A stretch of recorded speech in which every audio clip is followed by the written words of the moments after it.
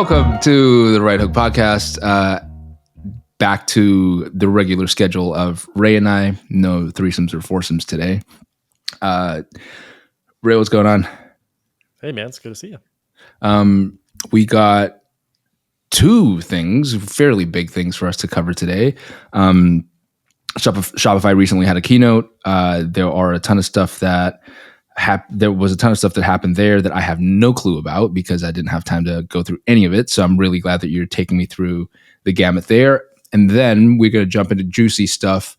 The most important metrics to use for growth marketing to understand how to scale. I'm very excited about that one because I know what the hell's going on there. And I'm very curious about this next part because I have no idea what's going on there. So Ray, take the wheel. Yeah, so it's actually funny. When I proposed that we talk about this and I put it on the agenda, I truly only looked at a few bylines and I thought, oh man, it's only like 3 or 5 things. It is a lot. I mean, there's a whole lot. So what I did was I jerry-picked the things that are the most interesting to me that I thought is probably relevant to marketing operators or people that really care about the marketing side. If you're a developer, there's a lot of really great juices in there that I frankly just don't understand. But apparently I saw some developer GitHubs and they're like all about it. So I just don't understand all those new features. But the cool stuff that I want to dive into, and I'm going to kind of go through it pretty quickly is, so the first thing that I saw that was really interesting because it's problems that we have is when you do market expansion on Shopify. So what Shopify is allowing you to do now is inside Shopify, you will be able to see breakdowns per geo. So what that means is you can go and there'll be a customer report and you can see, France sales, US sales, UK sales, Canadian sales, Mexico sales. And you can like double click into that and see like products or customers or orders. Why that's really cool is because the issue that a lot of our brands have is it's quite a headache to see what kind of lift different geographies are giving you. So for example, like if you're in the US or Canadian market, it's probably the same thing with like Australia and New Zealand. Cross-border shipping is quite easy because like we're attached to each other, like either economically or physically.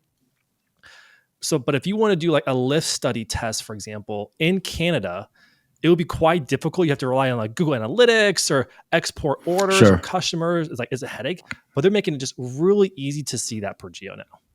Yeah, that is super awesome. I also love how like we're so spoiled now as especially as digital marketers. A headache is like 4 extra clicks. You know what I mean? Well, but sheet export. And then yeah, totally. But the just to be able to turn it into 1 click, or at least one seamless experience, does make that type of stuff a lot easier. But then also 2, that's encouraging for the ones who. 1, it kind of keeps it within one single source of truth, which I love, Yes. or at least one attributable place where you can go, okay, we can all look at it in one place, and it's getting handled by the one platform. Secondarily to that, which I think we can transition later into the key metrics part, the data that it provides and the decision making that it allows for, I think that is the unlock to then be able to go, okay, we can make business decisions off of this. We're not just scattershotting and going, well, it feels like we should expand to the UK. I think a really cool thing too is, yeah, exactly. And like another feature tied to that is they will allow you to choose what products you want shown to what markets and what geographies. So wow. That's pretty cool because before what you would have with one domain, do you know? Yeah, one domain. Wow. So I think they're kind of going the way that you may not need separate Shopifys per like geography like we're used to.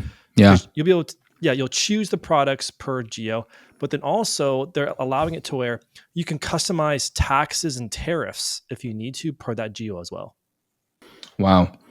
Yeah, that is that's big. That's exciting.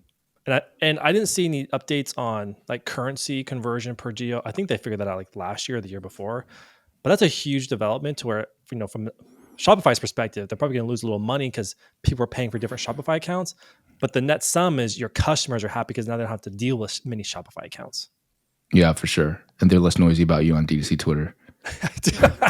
So funny. I did a tweet today on one of the things we're going to bring up today. I actually mentioned Harley because I didn't quite understand. And it was actually a pretty cool update, but we'll get to that in a second. Yeah, Right. nice. So the next update, D, is Shopify's launching their own AI assistant. If you haven't, if you remember, I think like last year, Triple Whale did their own AI assistant. It's very similar to that, to where you can ask it. The coolest thing is like, hey, how do I create a discount code, or how do I create a new page? And Right. it'll help you like create pages and discount codes. Honestly, I looked at the video. I'm not wowed by it, because the example they gave was like, how many orders did I get from this state? So it's a Sure. shortcut because we're lazy, but I think over time it's going to get a lot better. Yeah. Everyone's jumping on that bandwagon, aren't they? Yeah. I really wonder, like, what's the utility of, like, how many people actually use it? Because I've been inside of our brand's Triple Whales accounts, and I've never used it because I always find it kind of wonky, and like, I'd rather just go look for the data myself. Totally.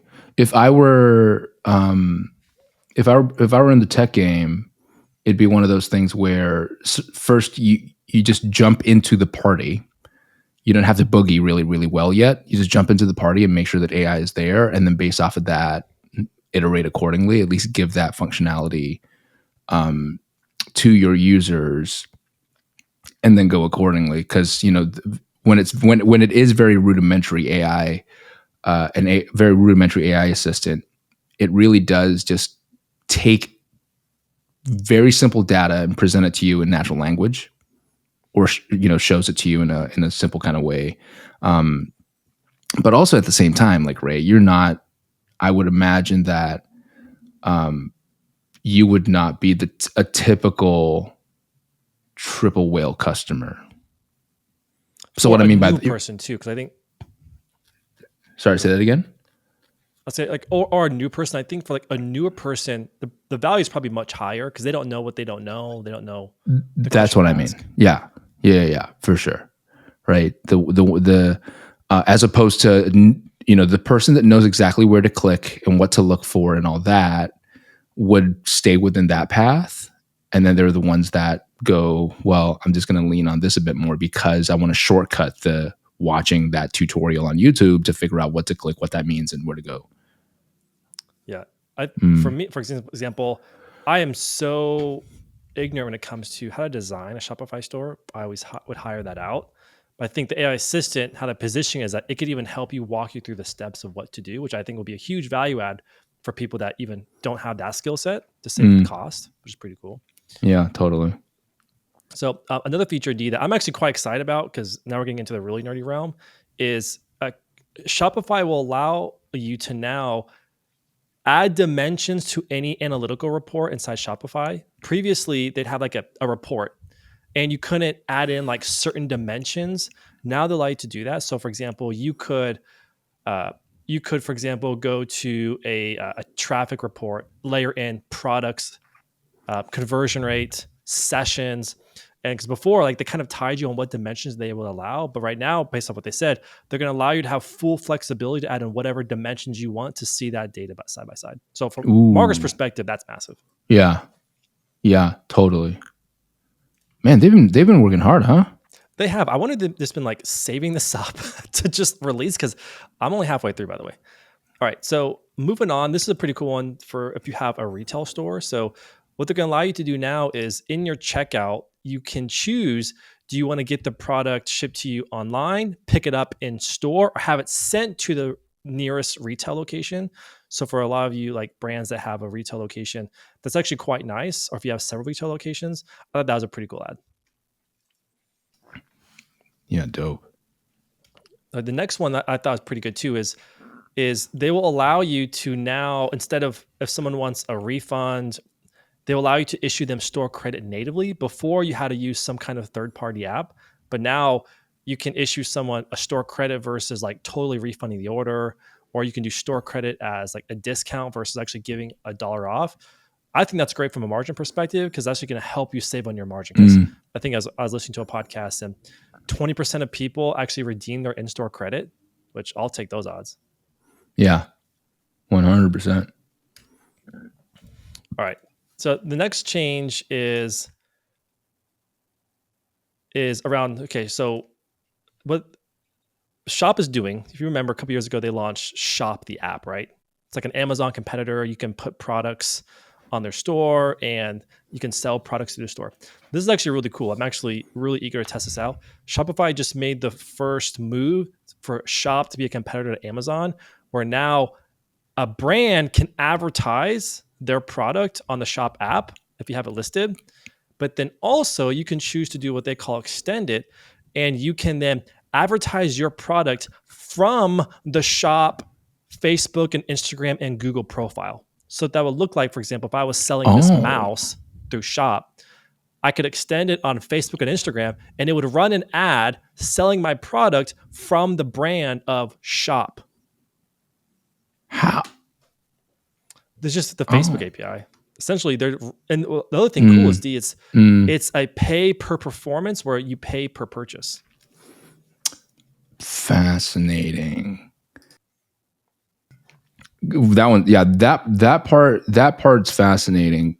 The whole leaning on the borrowed trust, right? So if you're an Amazon getting sold on, if you're a brand that has products getting sold on Amazon, the fact that you are leaning on the Amazon brand and the crazy amount of trust that's in there, and then you transfer it over to this. Because when you said the whole the ability to advertise on Shop thing, I don't know about you, so my I use Shop Do you almost really? exclusively just to get told when my stuff shows up. Oh, interesting. So, right, because it's got tracking. You can just like expand the whole darn thing, and it shows you like the status, the progress, and when it's going to show up, and it gives me the native notifications. And I was like, I don't know if I'm ever going to be browsing enough to even look for ads on there or see ads on there. But that other thing that you mentioned, where the whole expansion, that's interesting. That's a fascinating one. What I don't know, and this is what I tweeted to Harley on Twitter or X now, is is it an awareness campaign objective on Google and Meta? I know we're getting the technicalities, but that is quite important. Like, is it an awareness objective? Because that might just turn everyone off. Well, everyone Performance that we marketers know, that yeah, yeah, everyone everyone that that we we know know. exactly. But I think don't be surprised at how many people. I mean, it still surprises me. I don't know why I'm saying don't be surprised, but don't be surprised how many people would actually be running stuff like that, not knowing what they're actually running. Exactly. I think that's the scary part, because I know there's a lot of other platforms that have done something similar, and we've tried it with our brands before, and it just performs so terribly because it was just an awareness objective, and it's hard to see the ROI on that. Yeah, it's hard to string that narrative for someone who's like, yeah, but really, where's the ROI? Yeah. Oh no, but it's So because it's awareness. You got to hand it yeah, over, and it expands the eyeballs and more impressions, and then you can move it further down funnel. Or they're like, shut up. Where's the ROI? but I'm about to load up on some more Shopify stock. This is not financial advice, but now that they're getting into the ad business game, singing my song. Yeah, totally. All right, so a few more I think you're gonna like. D is so these are smaller ones. Shopify is kind of going the way of Triple Whale a bit, where you can link up your ad accounts, and inside Shopify start seeing return on ad spend. Doesn't really phase us, but I thought it was quite interesting that they're now, when you sync up the different ad accounts, you'll be able to report on the analytics of how your marketing performance is happening. Mm, And I thought that was quite interesting because they definitely see the success Triple Whale is happening. They're like, dude, we own all the data anyways. Why don't right, we take advantage of that? And I right. think I've heard said before that your margin is someone else's opportunity. Yeah, yeah, yeah, for sure. That's that's fascinating. Okay, so one less Google tab to have open, two less Google tabs to have open, um, side by side, to be able to actually go look at the cash register versus your advertising versus the kind of intermediary between. I mean, even then, most people, they just want the high level view anyways, which is how much did I spend? How much did I make? Yeah, And you will be able to do that natively within Shopify, yeah, totally. which is cool. All right. So just a few more, and I think you're going to like these. So this one you're going to like is, so they're making affiliates even easier, to where now Meta will sync directly with YouTube shopping, and you can be able to find affiliates to push your product and also be part of that affiliate network as well. So just They're trying to get their hands on more products. Meta's I'm gonna. Shopify, sorry, about Shopify. Oh, I was like, whoa, what is that? Yeah, that does not make any sense. Shopify. That would be wild. That would. Hey, so Zucks, if you're listening to this, pretty good idea. Oh man. Okay, so If, repeat that again. Apple's willing to Shopify. pay Google. I'm sorry. If Google's willing to pay Apple like $20 billion a year to make Google the default browser on their phone, there's probably enough money to go around if we all just find how can we all make more money. Yeah, for sure. But repeat that again though. So it's Shopify that would integrate straight to YouTube Shop. Yes. And so then that makes it easier for you to find affiliates and content creators to push your products. Right. Okay. Got you. Clear now. Because the moment you said YouTube, Meta, and then YouTube Shop, my brain just short circuited for a second. Went like, wait, is that for real? Like, I know I didn't read the news for a week, but if it ever happens, I'm gonna link back to this video episode. It's like we called it first, even though yeah, it's a right, mistake, totally, we called it first. totally. All right, so two more. You're gonna like this next one. Okay, so I didn't know this was a thing, but apparently Shopify has what they call a Marketplace Connect. I didn't know it was a thing. The Marketplace Connect means you can connect easily your products to all the different marketplaces. And what they have included in that now is you connect it to Amazon, eBay, Etsy, and Target. So all you have to do is create an account with Target and they can sync all the products or whatever products you want to their online marketplace. And more than likely, you either pay a fee or they get a cut, like a commission on that order. Sure. Wow. Okay. Yeah, I thought it'd be interesting because I know obviously Scott on our team, he got started with his brand doing marketplaces, and I thought, man, like just nothing else. Like, what if it's just incremental sales, like on enough platforms that could be worth it? So that's probably a good idea. And I saved the last one, the best one for last for me because it's so annoying. Finally, Shopify is going to allow you to manage permissions on a bulk scale. So because how it is right now is if you want to add a bunch of people to a store, you have to like individually do it one at a time. Yeah. Now you can just like do it in bulk and change it in bulk. Like for goodness sake, it took them long enough. And you can now search for people. Like for us, we have 80 people in our Shopify partners. You got to do Command F and. Oh, it's so terrible. Now they can fix that. So that's great job, Shopify. Yeah, nice. I love how that's the one. So because of that reason, ladies and gentlemen, Ray's doubling down on Shopify stock. Bulk edits for years. Bulk permissions. Hey, that market changing. That's market movers going to save me time. So that's the last one. Totally. But no, I feel you because it's every single time, and because here's the thing, right? Like it's you don't appreciate stuff like that unless you work in like agency or like consultancy town, because even if you even if you worked in-house in a brand, you're just adding people one by one, usually. New staff member, maybe a consultant comes in, a freelancer does some work, and then they're out. But if you're constantly working with a team all the time, and it's like multi-channel as well. Yeah, or you need developers to come in and you're onboarding brands. And you're onboarding new brands all the time. You're offboarding all that stuff. Yo, that gets hectic. Yeah, for sure. Right.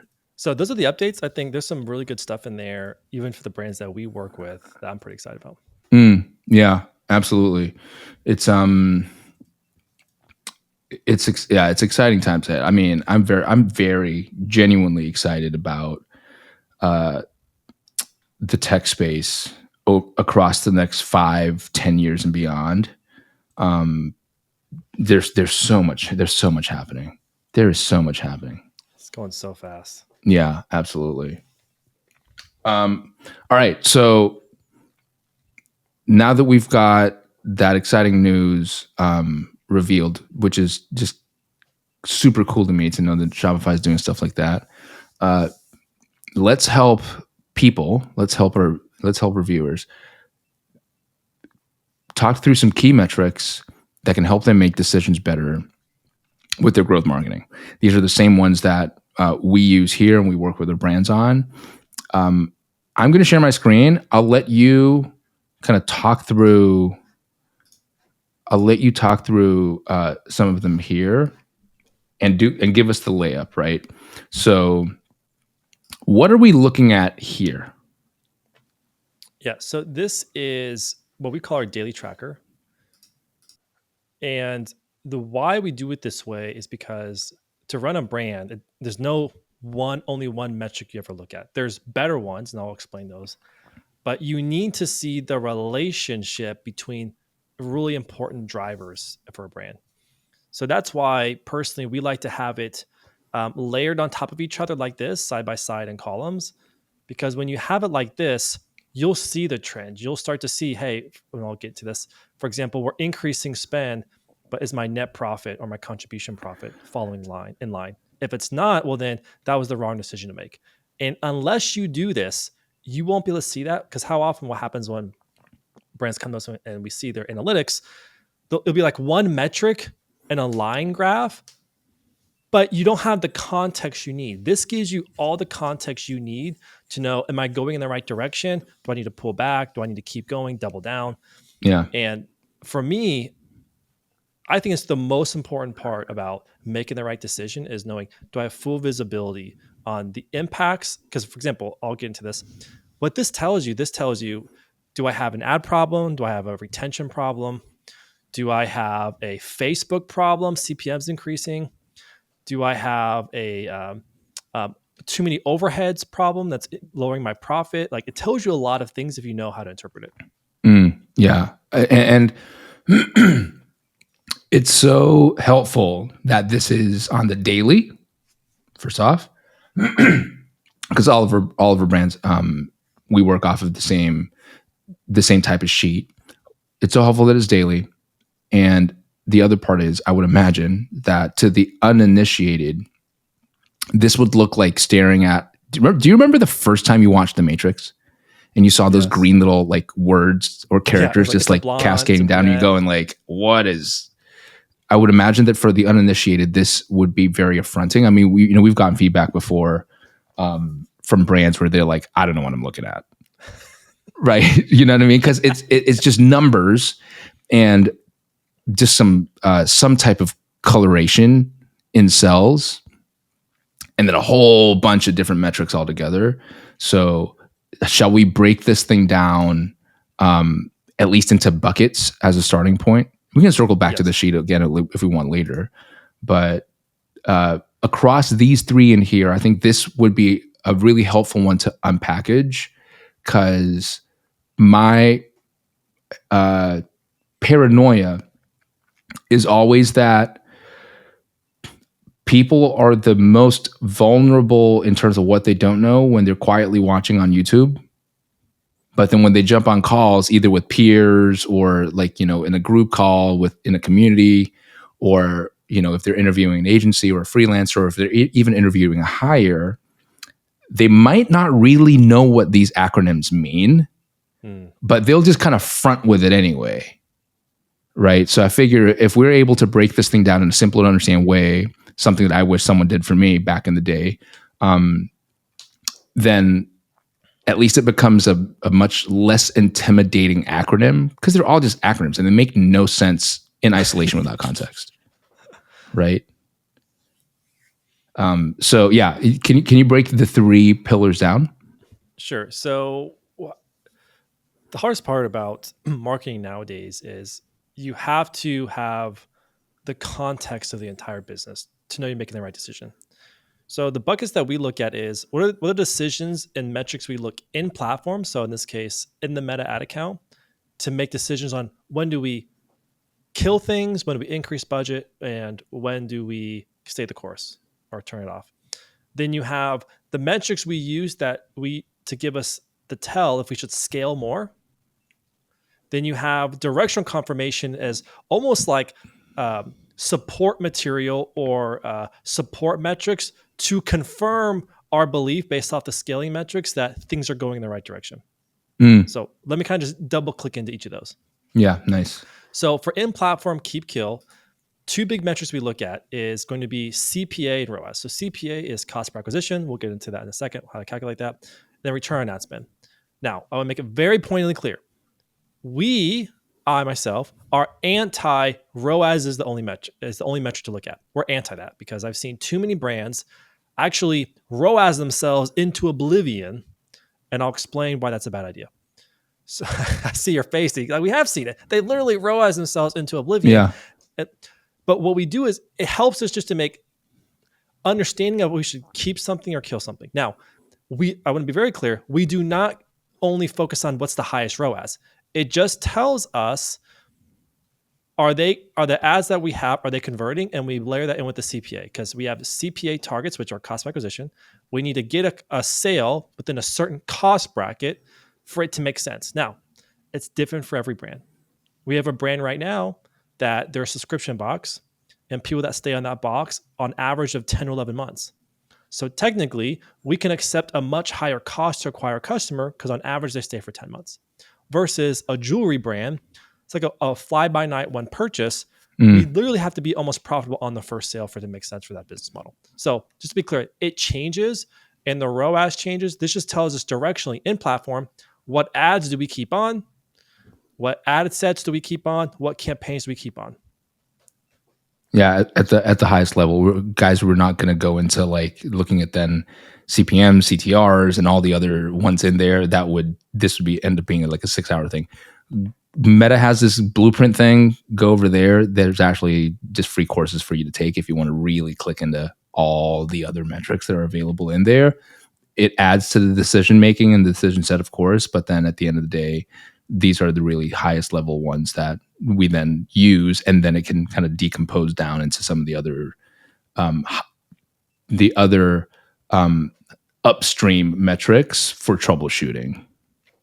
Exactly. So what I'll say in a few minutes is ROAS is not the metric we use to scale and spend more money. So for example, even that screenshot right there, a person would look at that. If you know what that means, it means for every $1 we're spending on Meta, we're getting $3.95 back. They'd be like, oh, spend more there. And I would agree with that, spend more there. But they may see the one that's lower of like 3.41. Oh, kill it or pull back spend. No. We use those metrics not to spend more, but just to make the decisions of what do we keep, what do we kill, based off of criteria we've set, understanding the entire business and their goal and objectives. Yeah, nice. It's should we move on to the scaling metrics? Yes. I keep clicking on your face instead of the slides. All right. So the scaling metrics we use is MER, which stands for marketing efficiency ratio. How you calculate that is gross sales divided by total marketing spend. Then the other one is contribution profit. That's what the acronym stands for, contribution profit. And that's sales minus costs minus total marketing spend. And let me pause here and explain why those are important and how we use them. MER shows you the health of the business overall. How efficient is it? For example, that metric pretty much measures for every dollar I'm spending in marketing, how much am I getting back in total gross sales? Why that's important is because it takes into account everything you're doing, every sales channel. It takes into account your overheads. If you understand your numbers, and it'll tell you in one metric, am I profitable or not profitable? So for example, if we added all of a brand's costs together, and we knew based off their costs and their product margins that for us to break even, for every $1 we spend, we have to get $1.9 back just to break even. Then what that would mean is if we were running that brand at 2x, cool. Now we have a 10% net profit or contribution profit, right? So it tells you immediately how are we doing. Now contribution profit, why this is really important. Oh, wait. Really were you just breaking down MER or were you just breaking down contribution profit? MER. Right. Okay. Got you. Yeah. So I'm going to move on. So now contribution profit, why that's important is it tells you how profitable and your marketing is, but then also how much it's contributing to actual profit. So for example, again, just let's take a step back. MER shows you the health of your business overall, includes everything, if you know your numbers. Contribution profit is more directionally tied to how efficient are my marketing dollars actually creating profit for my business. Now, not net profit, but contribution profit, because it's taken into account your sales, then you minus all of your cost of goods sold, then you minus your total marketing spend. And essentially that is the money I have before I have to pay for like overheads and pay myself. Why that's critical is because a lot of our brands, we understand, because when we work with them, in the very first week of working together, we get, what are your entire costs of your business, especially your overheads? So let's make this up. Let's say a brand needs to get a minimum of $3,000 a day just to keep the lights on and keep paying their costs. Since we have that number, then what that tells us is, okay, we need to make sure the marketing we're doing is generating $3,000 or more a day to keep them above the line. And I like those two metrics because then we have, what's the health of the business? Double click into that. What's the health of my actual marketing and actually contributing to driving my business forward? Yeah, for sure. And the and just to be clear as well, where MER starts to become helpful also is because we're looking at it from a total marketing spend standpoint, we're also looking at it from a gross sales across all channels, right? It's all channels for both. That's what you're saying when you're saying it's the health of the entire business's marketing, because it's gross sales from all channels and total marketing spend across all channels. Yeah. Yes. Yeah. Nice. All right. And So let me now, stop here. So how we yeah. use that to scale, I answer that is, now we've covered what metrics do we use in platform to make decisions on what to keep, kill. Then we have the metrics overall. Very easily with two metrics, I know, am I profitable today, last 7 days, last 14 days, last 30 days? And when we see that, that tells us spend more. So for example, if we're spending 30K a month and we see MER is above our target, great. We see contribution profit above our target, great. Let's ride the wave, keep spending. And as long as those numbers are following that same trend, we'll just keep spending an unlimited amount of money if they have inventory. So that's why those two metrics tell us immediately spend more, spend less, or we have to fix something. Yeah. And I think it's important, this part here, to call out decision making and target setting, right? So right, like, so what I mean by that is MER usually is a metric that we have a lot of front-loaded conversations and very regular conversations with the brands about, because of the fact that business challenges and objectives change across the maturity of the business, and of course across different seasons and business needs and all that. Now, much in the same way people can ROAS themselves into oblivion, I always find it very interesting how there are conversations with in-house marketers and on the brand side, people on the brand side, where they go, yes, we need, one of our business objectives is new customer acquisition. So what do we need to happen? We need to increase spend. And I think it's fair, if you're a great enough marketer, that as spend increases, the MER should also become more efficient. And I'm just going there like, wait, excuse me, what? So as you know, when you start increasing spend, especially in certain platforms, if you're restricting yourself, because you gotta decompose back down into the platform and look at it from a in-platform return on ad spend standpoint.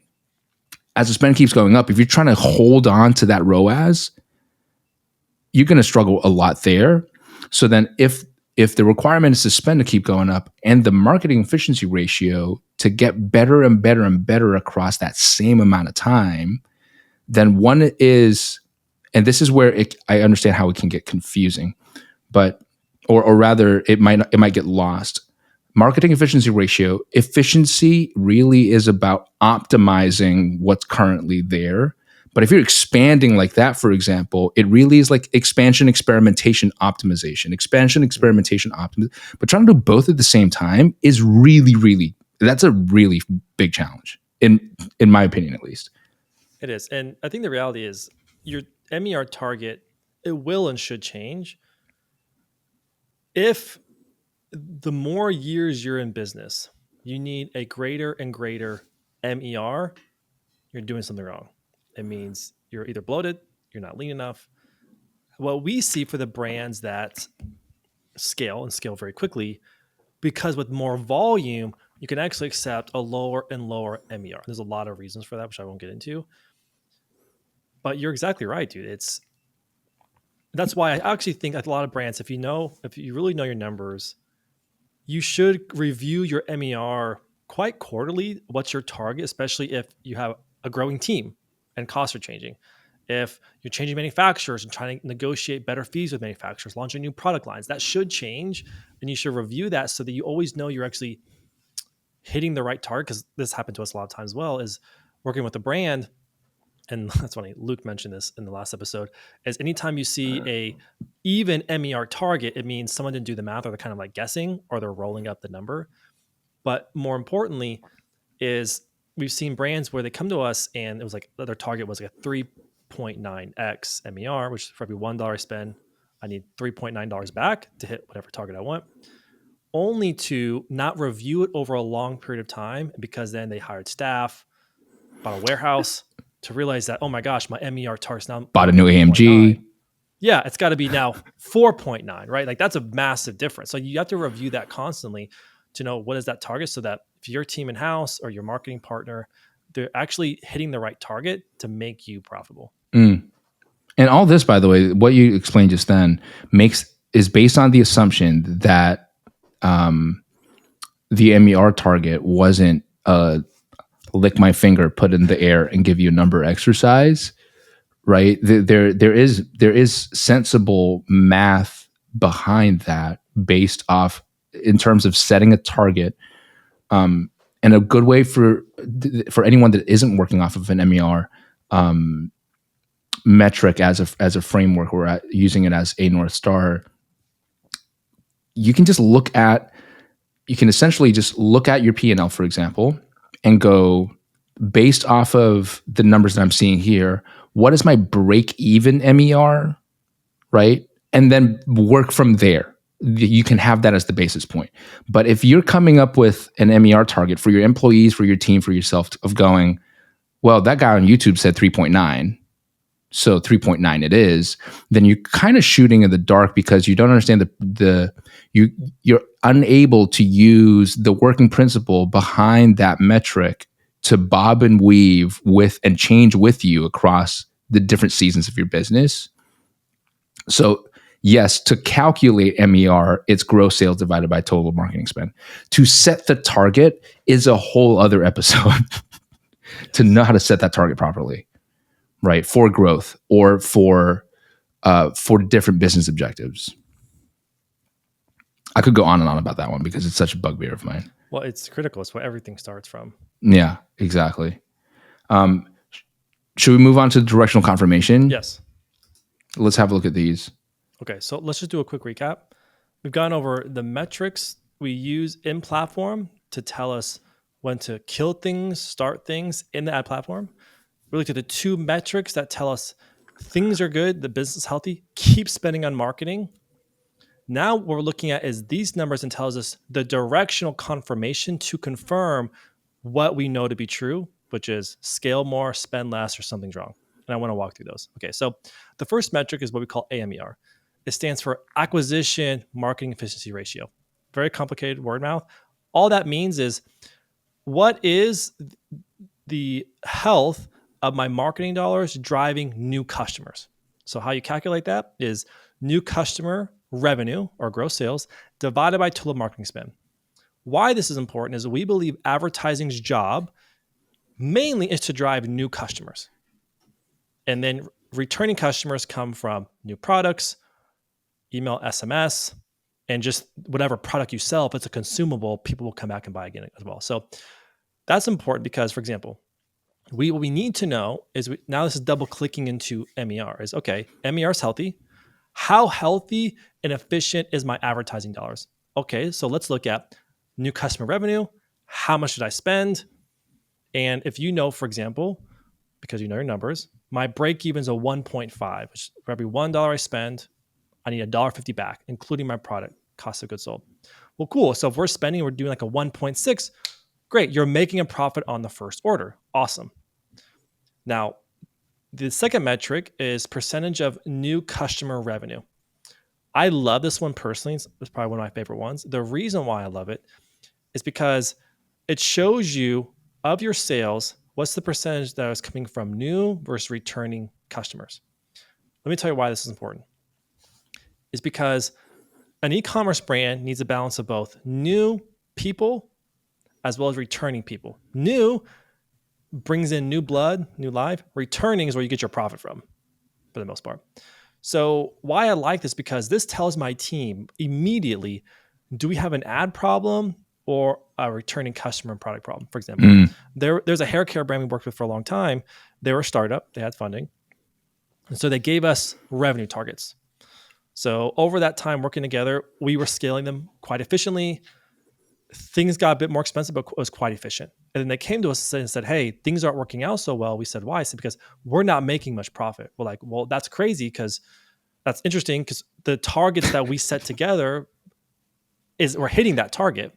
So what's the real problem? So Luke actually did a deep dive and showed them over the course of 14 months how new customer revenue, that percentage was increasing, but returning customer revenue, and this was a consumable product, was relatively flat. It was marginally increasing, not as much in line with the new customer. What that meant was you don't have an ad problem. You can't, ads are not going to fix that business. Yes. What's going to fix that business when it's a subscription business is figuring out why people don't want to keep buying your product. That's it. Yeah. So that's a great example. And that metric showed that relationship and that problem. Right. And that's a scary number to be confronted with, right? Yeah, very For scary. anyone who is on the product side, to get feedback like that and to let the data say, yo, and to have your advertising like partner be the ones to present that data that type of a way, it can be a very hard pill to swallow, but a very necessary pill to swallow, because now you understand what the key constraint is and you're able to start attacking that with almost like sole focus. And I remember that conversation so well because it's facing the brutal facts, as you like to tell our team, D, like what are the brutal facts? And once you confront those, then you actually know what to solve for. And it's really tough because like we want so bad the problem and the scapegoat to be, oh, just better marketing, better ads. Or just not me. Like, yeah. Yeah. In some cases that could be true. Like if I just went viral, it would fix my business, but that's like a 1 in a million chance. But then fixing the reality, if I fix that product, it fixes everything else in the business. I think that's just, it is quite scary.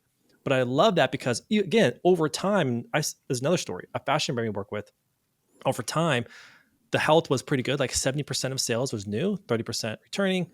Optimally, if you can do like 50-50, like that's really good because that means you're quite profitable. But we saw a big spike of new and the downtrend of returning. Like, okay, what's the real problem? Turns out they switched their product line, different manufacturer, quality started slipping, return started going up. And again, that metric gave you the trend on the daily to spot that and do something about it. Yeah, absolutely. Absolutely. Should we move on to NCPA? Yeah. So NCPA is the same coin, but a different side of AMER. What it is the cost to acquire new customers. That's what it measures. So you're taking your total marketing spend divided by the total number of new customers or new customer orders. Why that's good is because you have AMER, tells you at a top line for every $1 I spend, how much do I get back from new customers, which tells you if your advertising is doing its job. NCPA tells you what's the cost to acquire a new customer. And that tells you immediately as well, how profitable am I being? And so I like that number because we're looking at AMER and NCPA side by side, which tells me, okay, like if I'm acquiring a customer for $50 and on average, the average order value is $60, cool. Like I'm making $10 on the order versus if I'm making $40, we have a problem. Yeah. Okay. And then the last one is same thing, contribution profit. Everything that's like that MER is our true North Star because we know the amount of revenue we must maintain on the daily for that brand to stay above the line and be profitable. And so everything is judged against that. So for example, why this is directional confirmation is imagine, if you will, we're scaling a brand and AMER is looking good. MER is looking quite healthy. Okay, cool. Let's confirm everything's working like it should. Then we look at AMER, is that above target? Great. New customer revenue, what's the ratio? Is it too high? Too many new customers? Not enough? That tells us if we need to pull back spend. NCPA, are we acquiring customers at a cost, knowing our cost of goods sold and what we're selling the product for? And then contribution profit is like the last final check. Are we above the line in terms of what we need to keep the lights on? Anything above that line is pure profit. Just keep spending. So that's how we make that decision. So before we change anything in the meta ad account, just to bring us back full circle, we'll look at those scaling metrics. Is business healthy? Cool. Let's confirm the business is healthy. Double click into that. Is everything working like it should? Are we acquiring customers like we should at an appropriate cost? If it is, spend more. If it's not, troubleshoot and fix that problem. Yeah, totally. And based on that and Ray's explanation, let's go back here. And for all of you that have been playing along so far, see whether this feels less matrixy now. Feel free to press pause, and then you'll be able to look at this. See whether this feels less matrixy because of all the explanations that came before and why the new matters, the returning matters, the MER matters, and the various different platforms here matter as well, and how they all kind of string together to be able to tell that narrative so that there actually is a story told with each row that's happening and the cluster of rows as they go progress throughout the days of a month, of a quarter, et cetera. Right. What's really cool too is our big brands, we'll add additional columns of, for example, we'll add in influencers, we'll add in a big collaboration, and we'll annotate on the day that thing dropped, and then you'll see the relationship. Yes. For example, like we have a supplement brand and they do like big collaborations with like big fitness people. And when you're looking at that, we'll annotate the day it drops, you'll see freaking new customers go to 90%, but you see contribution profit spike as well because we're not spending extra on ads. And so we get to see these interesting relationships that also help tell us this was a good idea, this was a bad idea. Yeah, absolutely. And another area that this metric kicks in that's coming to mind right now is especially when we are leading up towards a sale event, whether that is a product drop, a new product launch, some type of limited release, or a Black Friday season, where the lead up towards that, if you're still insisting on performance looking BAU in the lead up to that, for example, with a product launch, such a big part of our strategy really is around getting as many people into the VIP list as possible. Those numbers are going to look dramatically different to your BAU advertising, your business as usual advertising.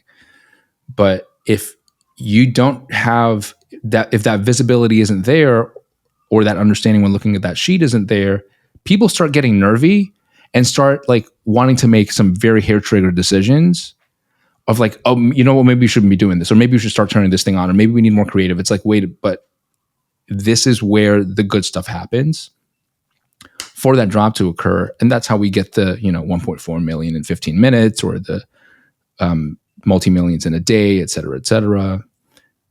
And those numbers are going to look wacky too. Mm-hmm. It's just that those numbers look wacky good. That's why people aren't as like nervy. But to be able to get to those numbers, the understanding of those key metrics and how to view them as they're presented to you becomes really, really important, right? And you said something that makes me think of a big theme here is, for me, is the accountability and ownership of the metrics, like, and who owns it. Let me tell you what I mean. Because, we're an agency, we often drive the acquisition arm for a lot of brands. And this reminds me of a recent story where a brand was quite nervous on their performance. But because we track it on the daily, we could say, hey, you see the cost to acquire new customers? See how constant it's been over the last 2 months? Let's look at the percentage of new customer revenue. You see how the new customer revenue is increasing? So it looks like, from our perspective, advertising acquisition it's doing good. So tell me about what kind of activation efforts have you done to get customers to come back? When was the last time you sent an email? When was the last time you dropped a new product? And through that line of questioning, because we saw the metrics, found out they haven't dropped a product since December. In addition to that, they haven't sent an email out in the last 4 weeks. So it reveals a lot of things. And it's like, because it tells you what's good in the business, what's bad in the business.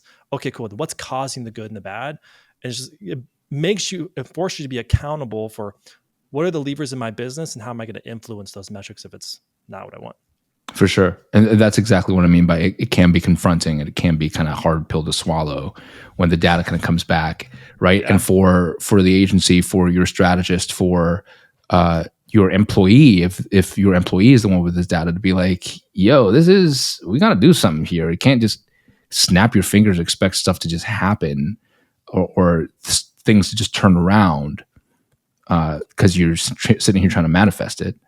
Yeah, I mean, I'll look in the mirror too, and there's sometimes that story says that, oh crap, like our ads aren't hitting the mark that needs to hit. Okay, so we need to pivot our strategy big time. So and that's it puts everything in front of the mirror. Yeah, and that's the beautiful thing about being able to work off that sheet. It's just people looking and going like, all right, time for me to pitch in here. All right, time for us to jump in here. Time for us to start initiating this thing here, and really come together as a team because everyone knows where their spot is.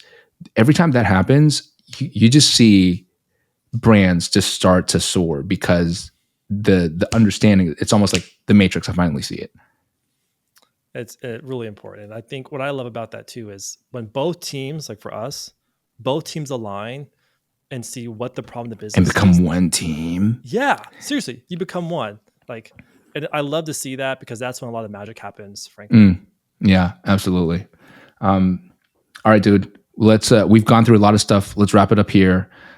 You've got that interview you got to go to anyway, Mr. Busy and in high demand over here. Yeah, it's a prospect for a Google team member on our team. Yeah, nice. I love it. In the meantime, we showed you that sheet. If you want it, let us know in the comments. We don't have a publicly shared version, but if you want it, let us know in the comments. I can go away and just make it happen. I'm not going to make you comment a specific word. Just comment that you want the sheet, and if enough people want it, I'll actually do something about it. Appreciate all of you for sticking around with us. If you like this content, do give us a like and subscribe. It really helps us reach more people across the different channels that we're on. And hopefully we'll see you next time. Ray, thanks, man.